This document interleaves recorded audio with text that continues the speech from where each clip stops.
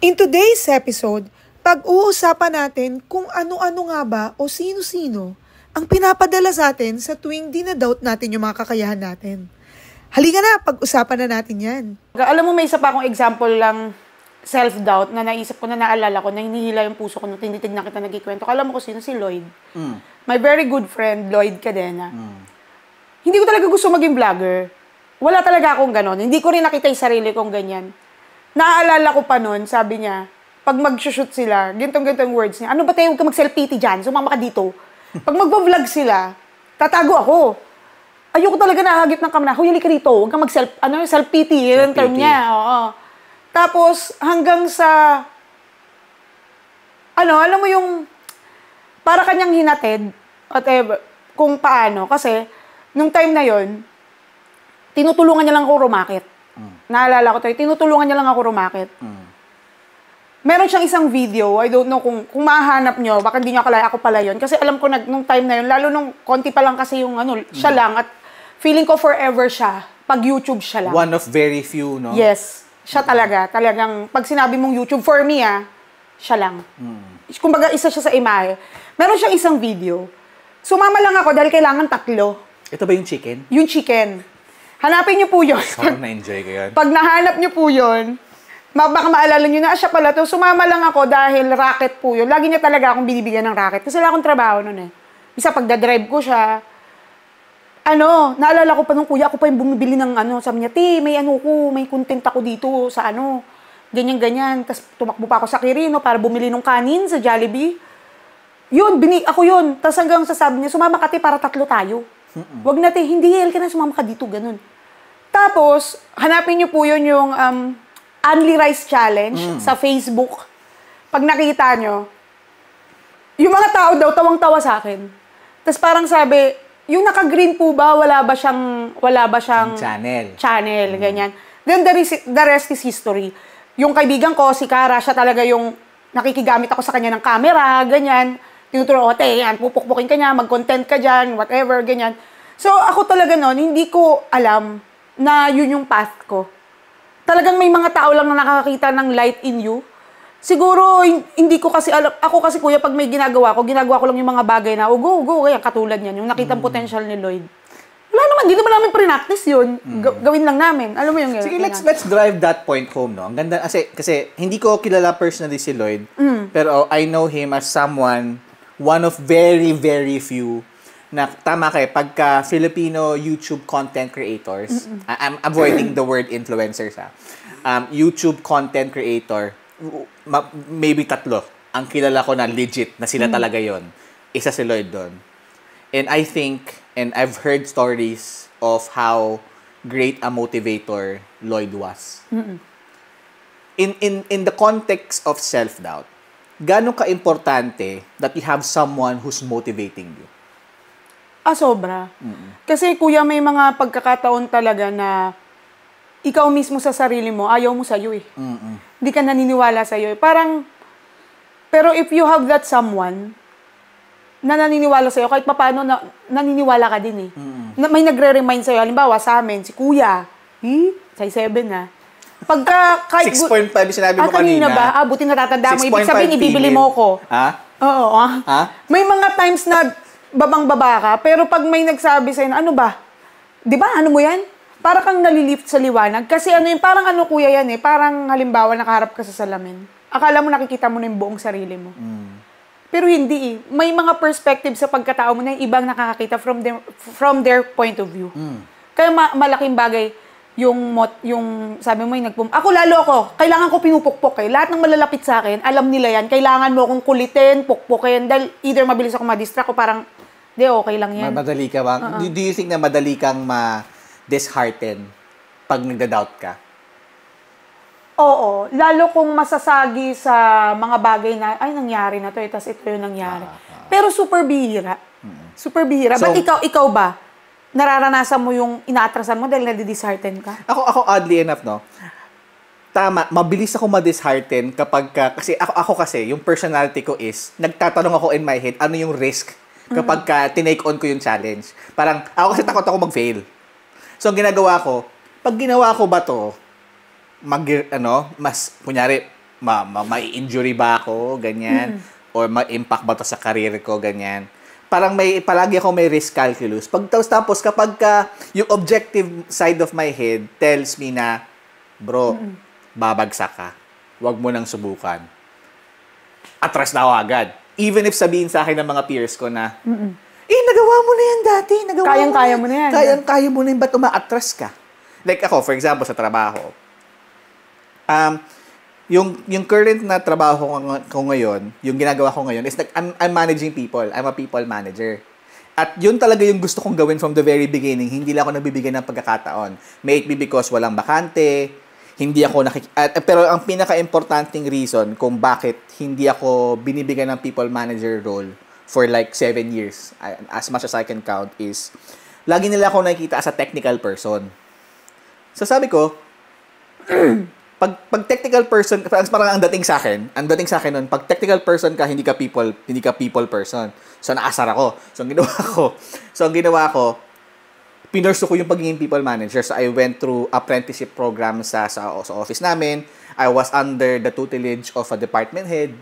So nagte-training talaga ako paano maging people manager. Pero in my head, lagi ko sinasabi sa akin, never pa ako nag-manage ng tao eh. Kaya ko ba talaga mag-manage ng mga managers at 40 tao? Ang sabi sa akin ng nagte-train sa akin ng mentor ko, nung technical person ka, para maituro mo yung mga bagay-bagay, kailangan mo ng people skill doon. Kasi kailangan mo i-deliver yung knowledge in such a way na hindi ka technical. Kailangan nauunawaan nila. That's part of people management, di ba? Lo and behold, pagka-promote ko, 50 katao hawak ko. And maraming roadblocks, obviously. Pero, I think I did quite well for myself. Pero, nag-doubt talaga ako. May ganun pala, no? Kahit parang feeling mo equipped, hindi feeling mo kahit around yung mga tao sa paligid mo, alam na well-equipped ka, ikaw pala magdududa ka pa kahit sagad ka na ng experience, sagad ka na ng trainings, natuto ka na sa mga pagkakamali mo, naging better ka na, may self-doubt ka pa rin pala talaga, no? Minsan nga napapaisip ako, paano kaya yung mga very successful persons, like for example, yung mga idol ko na, hindi man idol, pero yung mga nilulook up ko na mga tao, like for example, sila Mark Cuban, yung may-ari ng AirAsia, si Tony Fernandez, sa sobrang successful nila, like kung tinatanong sarili ko, nagda-doubt pa rin pa ba sila sa sarili nila? May minsan napapaisip ako kasi parang hindi ka sa mundong ito, hindi ka nag-ooperate in a perfect world. Parang you're not operating in a vacuum na parang you can do whatever you want, you can achieve whatever you can achieve. Hindi practical 'yun eh. So sometimes makakaranas ka ng situation na pinlano mo na lahat. Nag-fail ka pa rin, that cost you to doubt yourself going forward. Pero same is true with business eh, di ba? Ito kaya mga tao na to, sa galing nila sa taas na lang, nagda-doubt pa rin ba sila? Minsan gusto kong matutunan kung paano nila hinahandle. Ano kayong level nung doubtness na, may tama bang, may word ba na doubtness? Doubt lang. Oh my God, wag mong i-correct. At least, ako magtuturo sa'yo ngayon, may word na doubtness. Mayroon. Nabago na. Hindi, I mean, yung sa whirlwind ng idea ng may doubt ka sa sarili mo, ano kayang level nung kanila, no? Oo. For them na na-achieve na nila ng ganong kataas yung meron sila ngayon. Oo. And to think kung meron man, no, paano kaya nila na-overcome? Oo nga, no? Ano yung isang tawag lang secretary? Check mo to. Diba? Kung ano. Saka sa kanila, sa sobrang laki nila, they are too big to fail. So, kung mag-fail sila, feeling ko I have a feeling na potentially doubt din sila kasi if they make a business decision na sobrang palpak, that will cost literally lives of people eh. Livelihood nila, business, economy, 'di ba? So sa sobrang laki nila, they cannot fail. So malamang baka may doubt nga naman talaga. Alam mo, naisip ko nga may isa pa akong factor na gustong ipasok about self-doubt. Ito na different category, no? Pero bago ko ipasok yon, tungkol dito sa usapin na self-doubt yung sa kakayahan, alam mo ba minsan kung anong ginagawa ko tuwing nagkakaroon ako ng self-doubt sa sarili ko? Para lang matutunan din nila. Humihiga ako sa paborito kong kama. Ano yung paborito mong kama na yun? Salem bed. ang nagisang hari ng tiba. Sierra Alpha Lima Echo Mama. Salem. Salem lang. Oo. Pag may mga pagkakataon na iniisip ko yung, shucks, kaya ko ba to? Pumapasok ako sa kwarto, kuya. Minubuksan ko yun. Humiga ako sa kama ko. Ninanamnam ko. Tapos, alam mo, pero totoo to may mga moments na naiisip ko yung in the midst ng mga doubts ko sa sarili ko. Naaalala ko sa pagkakapahinga ng isip ko. Pag masarap kasi yung pahingahan mo, napapahinga yung isip mo Para ko yung nagpa-flashback sa isip ko yung mga bagay na kinaya ko naman, ba't ako natatakot? Yun, kaya malaking bagay talaga na may komportable kang pahinga. Kasi pag komportable ka, lumuluwag ang isip. Oo, lumuluwag ang isip. Mas nagkakaroon ka ng kapayapaan sa mga decisions mo or yung kaduwagan mo nababawasan. At saka ang Salem, hindi mo na siya i-doubt. They are undeniable as a brand. Alam mo kung bakit? Sobrang world-class ang quality ng mga mattresses nila. The craftsmanship is world-class. And we can attest as a family, no, yung meron kaming classic na Salem bed. Ay, oo naman. Yung merong logo yun nung elepante. Binili yan ng nanay namin mga 1996. Nandyan pa ngayon. Buhay pa. So, in terms of quality... Parang hindi lang 1996. Hindi lang siguro. Kasi nung pinanganak si Queen 1993, Salem bed na siya. Ay, oo nga, no? Oo, so mga late 80s. Siguro nung mga before Christ. Di ba? Grabe naman. Pero 100 BC. Yun yung sinasabi ko. So, sobrang undeniable na nila as a brand. You cannot doubt them anymore. Kasi subok na yan na brand. Tested and I can personally attest talagang yung craftsmanship nila, yung aesthetics nila hanggang ngayon, buhay na buhay. Value for money. Makita mo yung, trust me, pupunta ako ng anumang store kung saan nagdi-distribute ang Salem. Hindi ako hindi ako magko-question about the pricing because I know that I'm paying my money's worth. At alam mo kung ano pang magpapa-worth it doon? Meron silang lifetime service warranty. Pag sinabing lifetime service warranty, kung dumating ang panahon na nasira siya, lalo yung mga springs niya and whatever, dalhin nyo po sa kanila, kahit gray na yung hair na nag-deliver sa inyo, aayusin nila yan. Kaya naman, para kumalmang isip nyo sa mga pagkakataon na nagda-doubt kayo, bisitahin nyo na rin po ang official website ng Salem, para tingnan nyo kung ano yung kawang sinasabi namin na nagpapalinaw ng mga doubt sa isip namin. Of course, it's on www.salem.ph.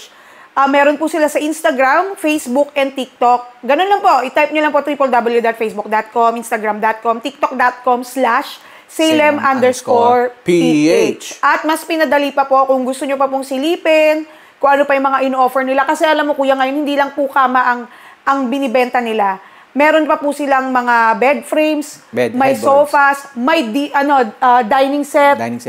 And marami pa. So, diverse sila as a brand. Yes. Kaya puntahan niyo po sila. Meron po silang mga flagship store ba ang tawag on Lazada, Shopee, TikTok Shop. And of course, available pa rin po sila sa mga authorized dealership something nila sa mga malls. Hanapin nyo lang po. Meron po ang Salem. Kaya alam nyo nang gagawin nyo. Pag may doubt kayo, bisita na po kayo sa salem.ph. Pag bumili kayo ng kama, pag bibili kayo ng kama, Salem lang. Alam mo na. Yun lang. Iba talaga. But anyway, nung sabi ko nga sa'yo, kuya, about self-doubt, naisip ko, kuya, kung hindi lang sa talents and skills nag-a-apply, naranasan mo ba na magkaroon ng self-doubt on an emotional aspect? Sa mga nagawa mo. For example, something happened sa life mo. Tapos, na-doubt mo yung sarili mo na, ako to Dapat, ginawa ko to or kinulang ako sa ganito Kasi I believe self-doubt pa rin yun The moment na kina-question mo yung sarili mo, hindi ako matalino, pero self-doubt.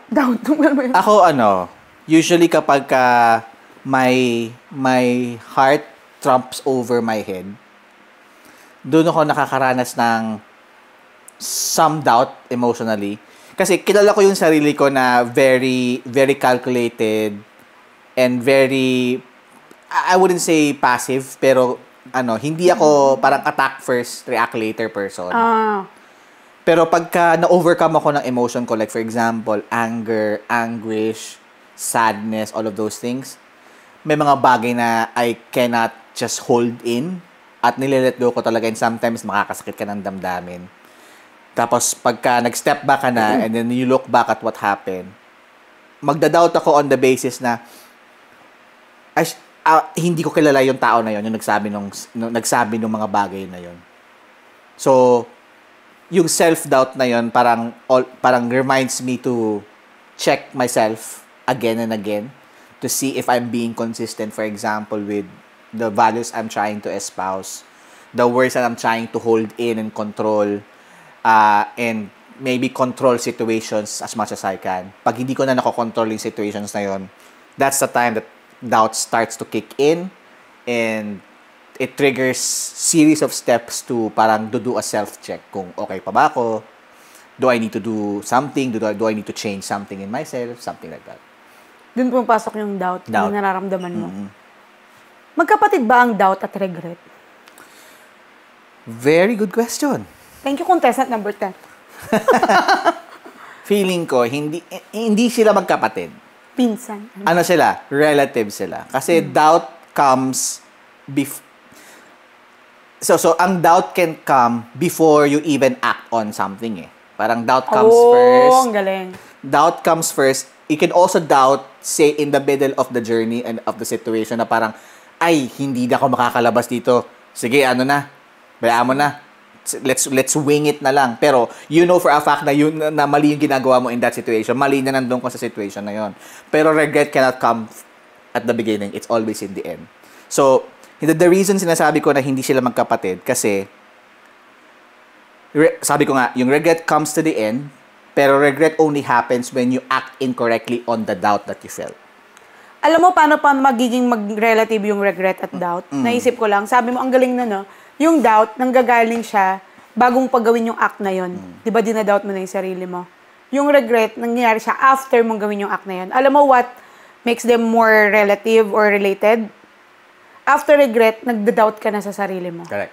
For example, may nagawa ka.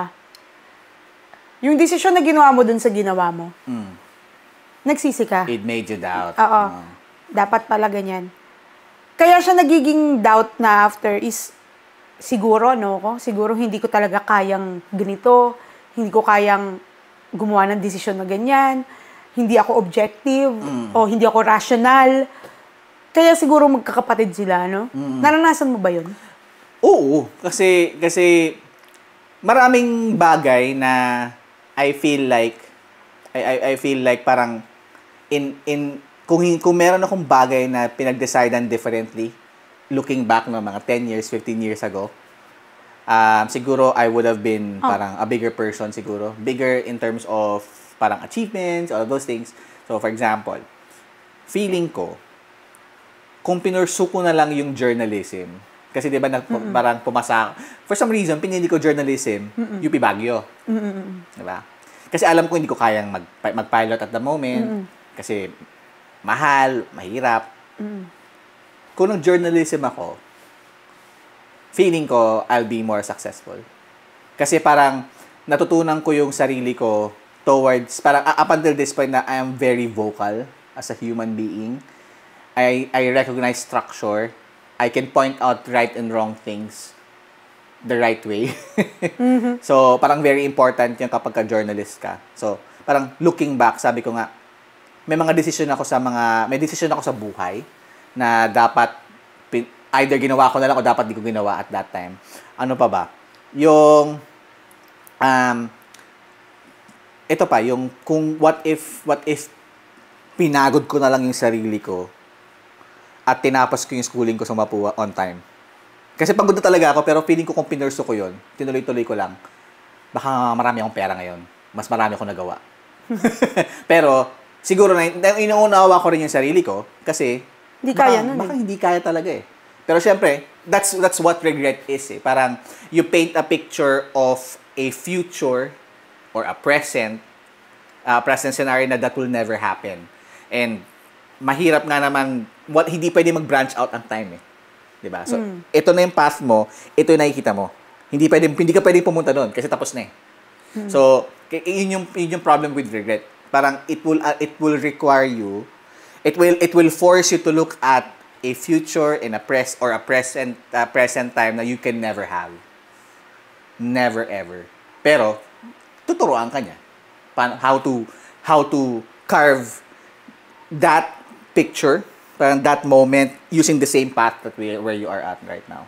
And sometimes, with regret, comes with doubt too. So, nakakatulong yun. Kasi, kung dinout mo yung sarili mo in that same situation, what bridges the gap between where you are at right now versus what you want to achieve in relation to a dream that you're supposed to achieve is how to handle yung doubt na yun. Paano mo siya i-address? Would you rather stay in the moment where dinout mo yung sarili mo and you feel na you are just like that as a person? Or when you felt that doubt, you address that by saying, tama ba itong nararamdaman ko? Or may kulang pa ba akong ginagawa?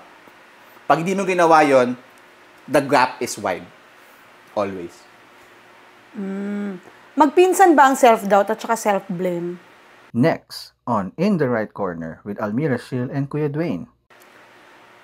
Hindi ko alam kasi sa totoo lang, kailangan ko ng birth certificates. Walang PSA. Kasi Self-doubt. sa farm siya pinanganak. Oh! hindi ko alam yon. Ay, hindi mo alam. Sila lang ni teacher. Self-doubt and self-blame. Very similar siya. Very similar siya to doubt, self-doubt and regret. Pero the difference between yung self-doubt and self-blame tandem is when you blame yourself, you hold yourself accountable.